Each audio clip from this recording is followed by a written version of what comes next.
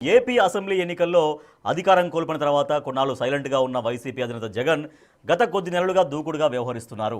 ప్రధానంగా కూటమి సర్కారు హామీల అమలుతో పాటు మెడికల్ కాలేజీల ప్రైవేటీకరణ వ్యవహారంపై పోరుబాట పట్టారు. రైతులను పరామర్శించి వాళ్లకు ధైర్యం చెప్పడమే కాదు, మెడికల్ కాలేజీల ప్రైవేటీకరణ వ్యవహారంలో కూటమి సర్కారు తీరుపై తీవ్రస్థాయిలో ఫైర్ అయ్యారు. ఎవరైనా ప్రభుత్వం నిర్వహించే బిడ్డింగ్లో పాల్గొని కాలేజీలను దక్కించుకుంటే తాము అధికారంలోకి వచ్చాక 2 నెలల్లోనే జైలుకు పంపిస్తామన్నారు. మరి జగన్ కూటమి సర్కారు ఎదుర్కొనేందుకు 2026లో ఏం చేయబోతున్నారు? ఎస్ నాగేశ్వర్ గారు, ఎటువంటి అస్త్రాలను ఇప్పుడు జగన్ దగ్గర కూటమి ప్రభుత్వాన్ని ఎదుర్కోవడం కోసం 2026లో ఏ అంశాలను ఎక్కువగా ఆయన గ్రిప్ చేయబోతున్నారు? మీ ఇంట్రొడక్షన్లో జగన్ కొంతకాలం సైలెంట్ ఉన్నానని చెప్పారు. ఏ పీరియడ్లో సైలెంట్ ఉన్నారు నాకు చెప్పండి. మే 2025లో ఎలక్షన్ జరిగింది. ఆ తర్వాత ఏ మంత్లో సైలెంట్ ఉన్నాడు చెప్పండి. సైలెంట్ లేడు. అసలు విమర్శ కూడా అదే కదా, గెలిచిన వెంటనే అడుగుతున్నాడు అని.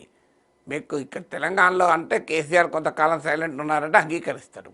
అక్కడ జగన్ నాకైతే తెలియదు, మరి మీరు సైలెంట్గా ఉన్నారని ఎట్లా కంక్లూషన్కి వచ్చారో నాకు తెలియదు. కొంతకాలం సైలెంట్గా ఉన్నారు అన్నారు. అంటే మే నుంచి సెప్టెంబర్ వరకు, అక్టోబర్ వరకు జగనే మాట్లాడలేదా? మీరు కాస్త పాత పేపర్లు తీసి చూడండి. సో జగన్ డే 1 నుంచి మాట్లాడుతున్నాడు కదా. సో అదే కదా జగన్ పైన విమర్శ. కనీసం ప్రభుత్వం వచ్చి 4 రోజులు కూడా కాలేదు, దానికి వెసులుబాటును ఇవ్వాలి కదా, సమయం ఇవ్వాలి కదా, ఇవ్వకుండా మాట్లాడుతున్నాడనే కదా కూటమి నేతలు విమర్శించింది. అందువల్ల జగన్ భావిస్తున్నది ఏంటంటే, జగన్కున్న సమస్య ఏంటి అంటే, జగన్ కార్యాచరణ ఎప్పుడైనా ఒక ప్రతిపక్షంలో ఉన్న పార్టీ ప్రజలు ఏ అంశం పైన అసంతృప్తి చెందుతున్నారు, ఆ అంశాన్ని తాము ఛాంపియన్ చేస్తే లాభం పడతారు. కానీ ప్రజలు అసంతృప్తి లేకపోయినా తన స్వీయ మానసిక దృక్పథం నుంచి ఈ అంశం పైన ప్రజలు వ్యతిరేకిస్తారని నమ్మి భావించి కార్యాచరణ అయితే రిజల్ట్ ఉండదు. జగన్తో ఉన్న ప్రాబ్లం ఏంటంటే, తన స్వీయ మానసిక దృక్పథంతో ఆలోచించడం అలవాటు. చంద్రబాబు నాయుడు పైన విద్వేషముతోనే తన యాక్టివిటీ. అది మనం అధికారంలో ఉన్నప్పుడు కూడా అదే చూసాం. అమరావతిని ఎలా డీల్ చేశాడు, 3 రాజధానులని ఎలా గందరగోళం చేశాడు, ప్రజావేదికను కూల్చి ఎలా చెడ్డపేరు తెచ్చుకున్నాడు, ఇవన్నీ మనం చూసాం. ఎక్కడ ఎన్టీఆర్ హెల్త్ యూనివర్సిటీకి పేరు మార్చాడు, అన్నా క్యాంటీన్లను మూసేశాడు. సో ఇదంతా చంద్రబాబు నాయుడు పైన విద్వేషంతో చేసిన పని. మీకు అదంతా బూమరాంగ్ అయి పార్టీకి పెద్ద నష్టం జరిగింది. ఎప్పుడు కూడా తన పాజిటివిటీ పైన ఆధారపడాలి తప్ప ఇంకోరి మీద కోపంతోనో దేశంతోనో రాజకీయం చేయకూడదు. తన స్వీయ మానసిక దృక్పథంతో రాజకీయం చేయకూడదు. ఇప్పుడు ఉదాహరణకు సూపర్ 6 పైన తీవ్రమైన వ్యతిరేకత ఉంది అని జగన్ భ్రమపడుతున్నాడు. దానిపైన ఎంత కార్యాచరణ చేసినా రిజల్ట్ రాదు. జగన్ నమ్మకం ఏంటంటే, బటన్ నేనే నొక్కుతా, రాజశేఖర రెడ్డి కొడుకుగా మాకు మాత్రమే సంక్షేమ రాజకీయాలపైన పేటెంట్ ఉంది అని. ఇలా మీరు సర్వే చేయండి. ఆంధ్రప్రదేశ్లో నేను అనేక సర్వేలు చూశాను. సంక్షేమ పాలసీస్, వెల్ఫేర్ ఎజెండా విషయంలో చంద్రబాబు నాయుడు కన్నా జగన్మోహన్ రెడ్డి పైన ప్రజలకు ఎక్కువ విశ్వాసం ఉంది, కమిట్మెంట్ రీత్యా చూస్తే. కానీ చంద్రబాబు నాయుడు కమిట్మెంట్ ఉందా లేదా, ఆయన వెల్ఫేర్ పాలిటిక్స్ నమ్ముతారా లేదా అనవసరం. ప్రజలకైతే ఆ వెల్ఫేర్ స్కీమ్స్ జగన్మోహన్ రెడ్డి సమయంలో అందినట్లే అందుతున్నాయి. అందులో పెద్దగా అసంతృప్తి చెందిన పరిస్థితి లేదు. అదనంగా ప్రామిస్ చేసినవి కొన్ని అందొచ్చు, కొన్ని అందకపోవచ్చు. ఇప్పుడు ప్రతి మహిళకు ఇంత డబ్బులు ఇస్తారంటే అందకపోవచ్చు. కానీ అదే సమయంలో ఆర్టీసీలో ఉచిత రవాణా జగన్ టైంలో లేదు కదా. సో అమ్మఒడి ఒక్కరికి ఇస్తే తల్లికి వందనం అంటూ ఇద్దరికి ఇస్తున్నారు. అందువల్ల ఓవరాల్గా మీకు సూపర్ 6 విషయంలో చంద్రబాబు నాయుడికి నిబద్ధత ఉందా లేదా తర్వాత సంగతి. కానీ ప్రజల్లో మాత్రం ఒకే అమలు చేస్తున్నాడు కదా, రాజకీయాల కొరకు, ఎన్నికల కొరకు, అవసరాల కొరకు నిబద్ధత ఉన్నా లేకపోయినా, లేదా జగన్తో పోటీతోనో ఏదో చేస్తున్నాడు కదా అని సంతృప్తి ఉంది.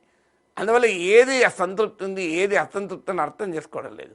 వైసీపీ పైన దాడులు అండ్ ఆ విషయంలో ప్రజలు ఏదో తీవ్రంగా వ్యతిరేకిస్తున్నా అనుకుంటున్నాడు. కానీ దాని మీద ప్రజలు ఏం పట్టించుకోవడం లేదు. ల్యాండ్ ఆర్డర్ విషయంలో, అడ్మినిస్ట్రేషన్ విషయంలో కూడా చంద్రబాబు పట్ల సంతృప్తి ఉంది. ఎందుకంటే ఇది రాజకీయ దాడులు అనేది సహజము. అది వైసీపీ అధికారంలో ఉన్నప్పుడు కూడా టీడీపీ వాళ్ళపైన ఇలాగే దాడులు చేశారు. కొత్త ఏముంది? ఇప్పుడు టీడీపీ అధికారం ఉంది, వైసీపీ వాళ్ళ మీద దాడులు చేస్తున్నారు. కానీ రైతుల విషయంలో, ఉద్యోగాల విషయంలో, అన్నిటికన్నా మించి మెడికల్ కాలేజీల విషయంలో ప్రభుత్వం పట్ల వ్యతిరేకత ఉన్నమాట నిజం.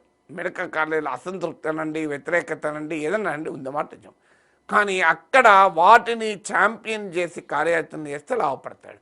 కానీ గంపగుత్తగా ఈరోజు ఎన్నికలు జరిగితే చంద్రబాబు నాయుడు ఇంటికి పంపించి తనను ముఖ్యమంత్రి సీట్లో కూర్చోబెట్టడానికి ఆంధ్రప్రదేశ్ ప్రజలు తహతాలాడుతున్నారని కనుక జగన్మోహన్ రెడ్డి భావిస్తున్నాడు కనుక అది సెల్ఫ్ గోల్ అవుతుంది. అలా భావించడం లేదు వాస్తవానికి. అలాగే వైద్య కళాశాల విషయంలో మనం చూసాం కదా, పీపీపీ ప్రజలకు నష్టం జరుగుతుంది అనే నెరేటివ్ వరకు జగన్ పై చేయి. కానీ సడన్గా ఓ రోజు ప్రెస్ కాన్ఫరెన్స్ పెట్టి ఎవరైనా పీపీపీ మోడల్లో వైద్య కళాలు తీసుకుంటే వాళ్ళు అరెస్ట్ చేస్తాను మొదలుపెట్టాడు. అసలు వార్నర్ ఎవరితో కొట్లాడాలి? చంద్రబాబు నాయుడుతో కొట్లాడాలి తప్ప, పవన్ కళ్యాణ్తో కొట్లాడాలి తప్ప, పీపీపీలో కాలేజీలు తీసుకున్న యాజమాన్యాలతో కొట్లాడితే ఏమొస్తుంది? అంతకుముందు కూడా ఇలాగే చేశాడు. డాక్టర్ సుధాకర్తో కొట్లాడాడు, రంగనాయకమ్మతో కొట్లాడాడు. అసలు కొట్లాడాల్సిన వాళ్ళతో కొట్లాడాలి. ఇప్పుడు సమస్య ఏంటి? సమస్య చంద్రబాబు పైన ఈ పోరాటం. అది వదిలేసి కాలేజీలు తీసుకున్న యాజమాన్యాలను జైల్లో పెడతా, ఏ చట్టం ప్రకారం జైల్లో పెడతారు? ప్రభుత్వ విధానం పీపీపీ. హైకోర్టు కూడా చెప్పింది పీపీపీ పైన మేము జోక్యం చేసుకోమని. ప్రభుత్వ విధానం ప్రకారం ఒక కాలేజీ తీసుకుంటే టెండర్ వేసి నువ్వు ఎట్లా జైల్లో పెడతావు? నాకు అర్థం కాని అంశం. దాంతో మొత్తం డైవర్ట్ అయిపోయింది. టీడీపీ అనుకూల మీడియా ఇక అన్నీ వదిలేసి ఎట్లా అరెస్ట్ చేస్తూ చెప్పు అని. నాలాంటి వాళ్ళు కూడా చట్టం తెలుసా జగన్ అని ప్రశ్నించాము. ఏం జరిగింది? మొత్తం డైవర్ట్ అయిపోయింది కదా.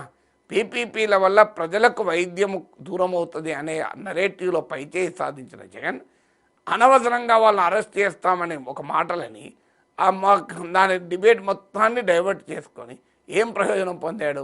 దీన్నే సెల్ఫ్ గోల్స్ అంటారు.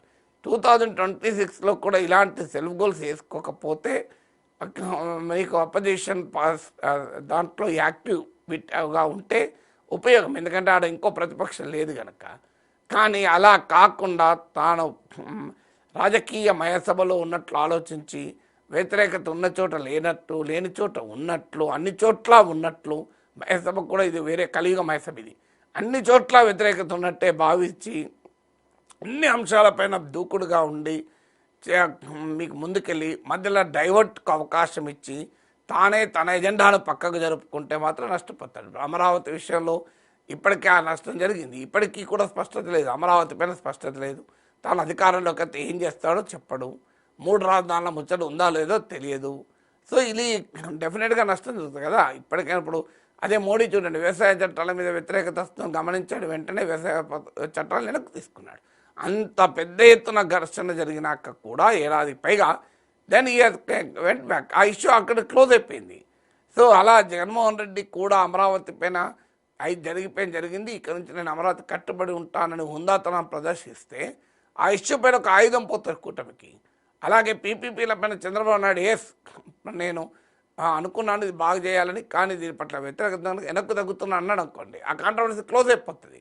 కానీ అక్కడ ఆంధ్రప్రదేశ్లో ఉన్న పోటీ రాజకీయాల వల్ల ఎవరు అలా హుందాగా ప్రవర్తించే ప్రసక్తే లేదు. తమ పట్టు తామే పరిపగిస్తారు. అందువల్ల జగన్మోహన్ రెడ్డి వ్యూహాత్మకంగా వెళ్తే 2026లో కాస్త ప్రయోజనం పొందుతారు. లేదా కేవలము తాను ఇవాళ ఎన్నికలు జరిగితే ఇప్పుడే వైసీపీని గద్దెనెక్కిస్తారు అనేటువంటి భ్రమల్లో ఉంటే మాత్రం కష్టం.